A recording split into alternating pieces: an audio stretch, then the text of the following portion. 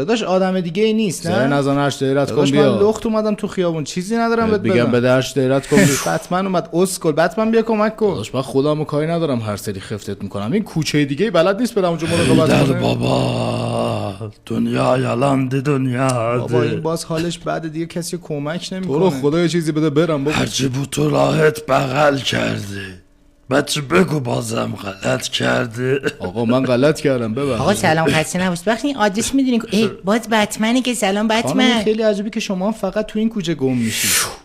2 بار گو خورش به تو نیومده. داداش دستت هرز شده ها. یه شب تیره این دختر توی کوچه گیره پدر بزرگم هم یکم پیره. داداش این آدرس خونمونه خواستی خفتمون کنی بیا خونمون این بد واقعا حوله.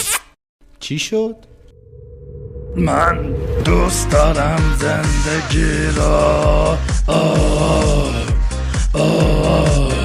وای دوست دارم زندگی را داداش من کاری ندارم و بتمن خیلی سیاهه چرا اینقدر دختر رو دوستش دارم. بابا اینقدر نزن دیگه.